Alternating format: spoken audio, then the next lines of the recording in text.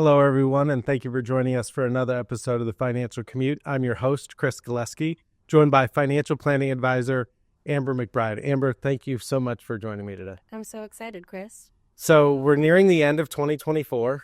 This year feels like it's gone by really fast. And we're here to talk today about sort of like a year-end checklist. A lot of the things that we do for clients, nearing out the end of the year, but things that other people can do or just sort of check the box to make sure that they're doing all of the things that they can to save, find, and make more money before the end of the year. Yeah. Chris, I know top of mind for a lot of my clients is planning for retirement. So talk to me about retirement plans. That's one of the things that I think people can do before year end that's pretty easy, is to look at their employer-sponsored retirement plans and make sure that they're maxing out those contributions. So if you're under 50, the limit is $23,000 for the year. If you're over the age of 50, there's a $7,500 catch-up. I know those rules are going to change a little bit next year, and we'll film another episode talking about those changes early on in 2025. But making sure that you're maxing out those retirement plans and setting yourself up for success, for your retirement, that's a real important one. That age 50 catch-up, you can actually do it in the year that you turn 50. So if you turn 50 on December 27th, you didn't miss it. You can still do it before the end of the year. Good news. My mom's a December 31st birthday baby, so she would appreciate that. I like that. December 27th stood out because that's actually my dad's birthday, and so it was the first one that I can think of. But maxing out those retirement plans is a big one. You have until April to do your traditional IRAs and your Roth IRAs, so there's no rush to have to do that. But that is something that people can plan for. I also really like tax loss harvesting.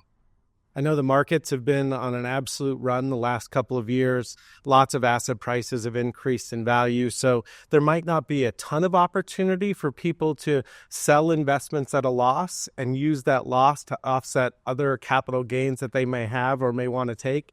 But tax loss harvesting is something that we like to do throughout the year. Some people only do it towards the end of the year. I would recommend for people to look at it a little bit more often than just December, because there may not always be an opportunity in that month, but there might throughout the year. But that tends to be a good one. As we talked a little bit about retirement plans, some of our clients are subject to required minimum distributions, and there's some year-end things that they have to do related to that. What are some strategies that are tied to that? Yeah, so again, I think sometimes you're taking your required minimum distributions throughout the year, but if you haven't yet, and if you're charitable, there's a really great strategy that we like to consider. Qualified charitable distributions. It's a way to let you give money directly from your retirement plan to a qualified charity, and it reduces your taxes dollar for dollar. There are some limits. For any single individual, the limit is $105,000 a year. If you're married filing jointly, a little bit higher, $210,000 a year. But again, if you haven't taken that RMD yet and you still need to, and if you're charitably inclined and want to reduce your taxes a little bit, qualified charitable distribution is something to think about. Yeah, I love those. Mike and I just spoke on this briefly last week in our episode last week around, different charitable giving strategies. The key thing to note with that is that the 1099-R that clients are going to receive is just going to say that a distribution was taken out of their IRA. They still have to let their accountant know or notate the amount that was given through the form of a QCD, so that way they get the deduction. But I love that strategy. And then, Chris, you talked about maximizing the contributions that you're making to your retirement plans this year. Another good idea right now is you probably have a good idea of what your total income for the year is. Depending on your income, there might be some room to do some Roth conversions. Totally. I mean, you want to analyze kind of where you are today and what bracket you're in. And if you're worried that you're going to be in a higher tax bracket in the future, a Roth conversion can make a lot of sense. But it's not just for you. It's also thinking about the tax bracket that your kids might be in and some of the other values or goals that you have with the legacy that you're trying to leave. Right? Yeah, absolutely. It's really great later in life to have that tax-free income for yourself, but there's the potential that you're not even going to touch your retirement accounts, or maybe not all of it. So then the monies that your kids are going to inherit, it's a really nice way to leave them tax-free income because they're going to have to start pulling from whatever retirement account you potentially leave them. If you've done Roth conversions or if you've contributed to a Roth throughout the years, you're going to be leaving them tax-free. Most people love that word tax-free. And speaking of tax-free, it goes into one of my favorite types of accounts, which is a health savings account. It's an account where you can contribute money into and get a tax deduction off of your income. You can invest and grow that money, tax deferred. And then as long as you take the money out for qualified medical distributions, it comes out of the account tax-free. And so it feels like one of the best accounts. Now, it's not right for everybody. You have to look at your personal situation and whether or not a high deductible health plan makes sense for you. But I love HSA accounts and being able to max those out. And so people might want to look at that and say, hey, maybe I've got room left to contribute it. Because the thing with a health savings account, which is different than a flexible savings account, or a flexible spending account. Yeah. I always get that one wrong, is that with a health savings account, you don't lose the money that's in there at the end of the year. But a flexible spending account or an FSA, that's use it or lose it.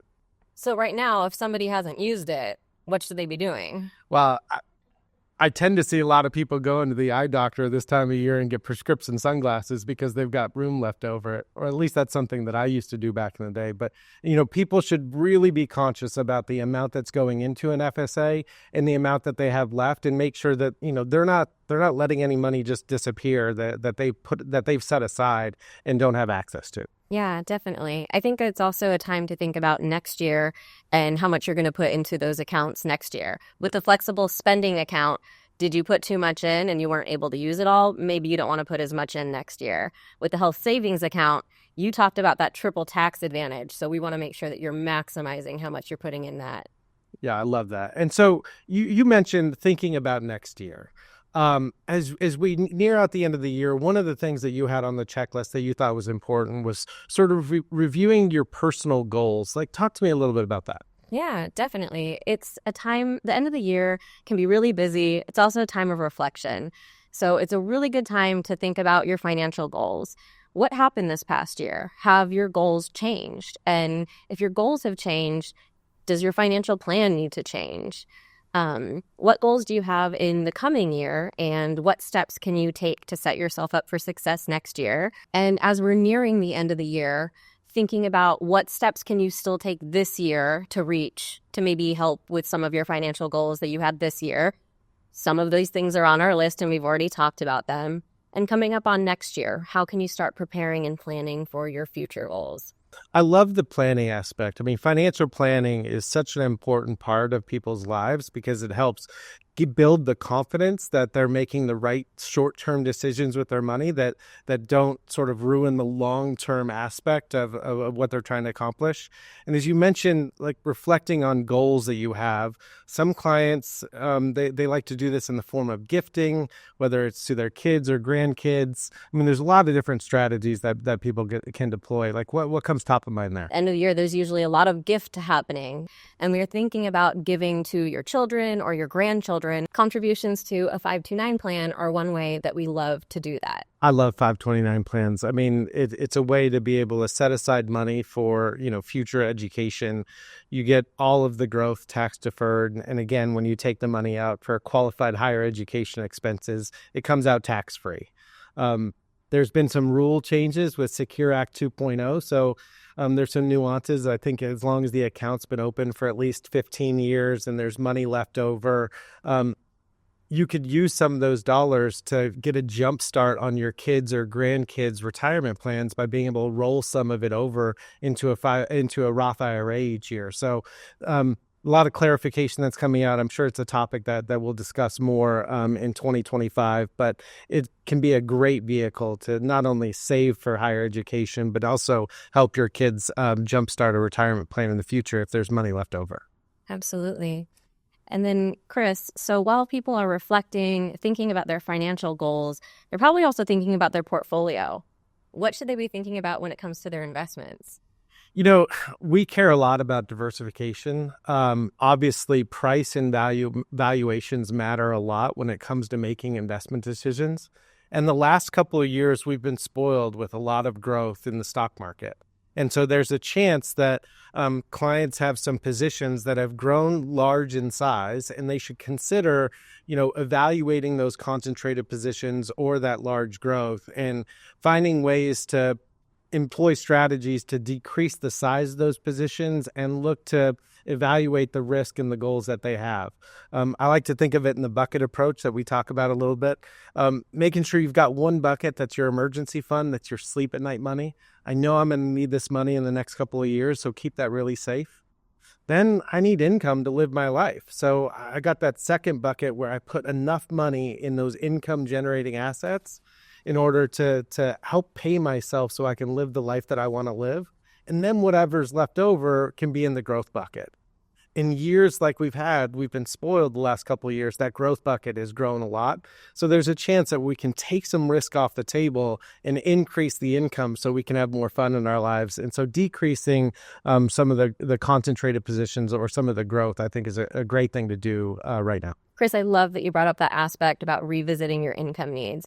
If you have any questions or want to revisit your financial plan, reach out, schedule an appointment with your advisor to start a conversation. Yeah, Amber, thank you so much for joining us today. Again, we talked about a lot of different things as it relates to like a year-end checklist, whether it's maxing out retirement plans, qualified charitable distributions. I always say qualified charitable donations, but it's qualified charitable distributions, tax loss harvesting, reducing concentrated positions, gifting, the overall goals that you might have for your money and your family. Amber, really enjoyed today. Thank you so much. Me too. Thanks for having me, Chris.